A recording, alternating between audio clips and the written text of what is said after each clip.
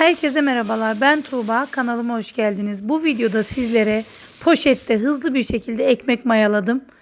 Ve ekmeğimin nasıl olduğunu sizlere baştan gösteriyorum. Çok güzel görünüyor, öyle değil mi ekmeklerim? Ve sözü uzatmadan tarife başlıyorum. 4 su bardağı unu yoğurma kabına aldım. Ortasına havuz yapıyorum. 1 yemek kaşığı kuru maya, 1 yemek kaşığı toz şeker, 1 tatlı kaşığı da tuzu ekliyorum. Ve 2 su bardağına yakın, tam 2 su bardağı değil, 2 su bardağından bir parmak eksik ılık su kullanıyorum. İlk önce maya ile şeker eriyene kadar karıştırdım. Ve suyumun tamamını ekliyorum.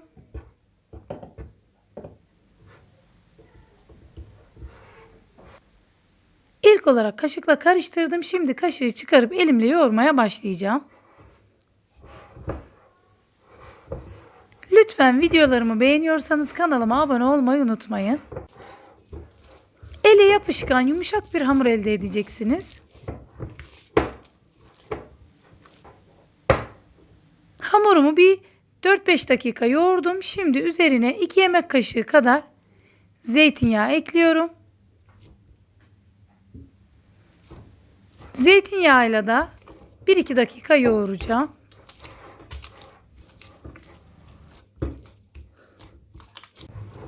Hamurum hazır. Şimdi 2 tane buzdolabı poşetini iç içe geçirdim. Buzdolabı poşetinin içerisine hamuru koyacağım.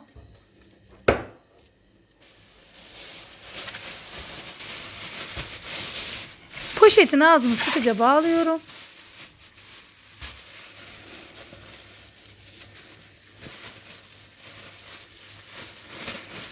Poşeti bağladım ve yayvan bir tencereye sıcak su koydum.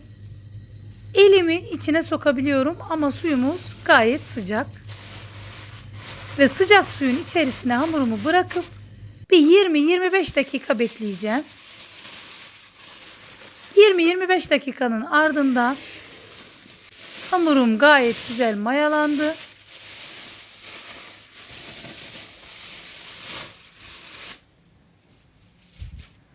Çok güzel, yumuşacık bir hamur. Biraz un serpiyorum. Ve ekmeklerime şekil vermeye başlayacağım.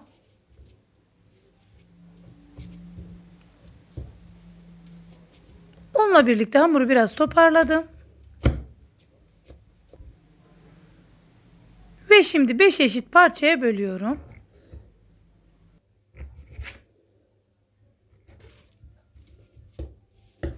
Hamuru 5 parçaya böldüm. Ekmeğime şekil vermeye başlıyorum.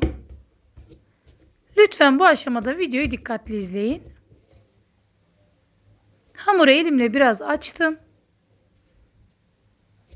Ve bu şekilde uç kısmından hamuru katlıyorum. Buralarını güzelce yapıştırıyorum. Ve biraz elimin altında yuvarlıyorum. İşte ekmeğimin şekli bu kadar. Tekrar gösteriyorum.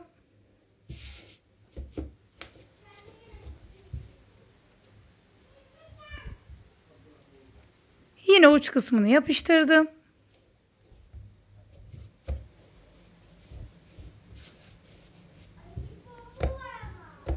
Ekmeğim hazır. Ekmeklerimin tamamını hazırladım.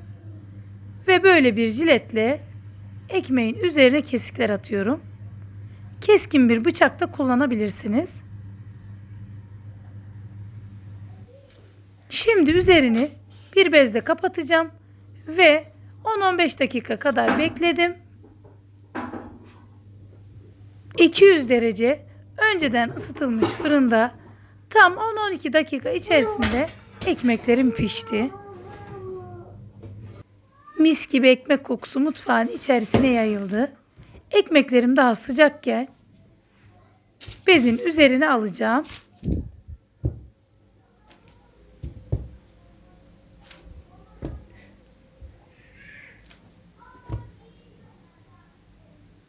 Ve ekmeklerimin görüntüsü şahane.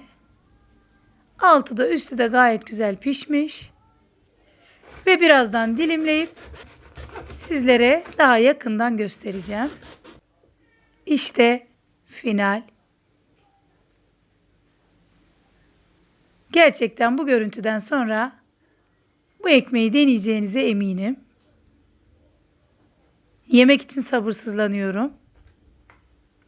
Ve yine güzel bir videonun sonuna geldik.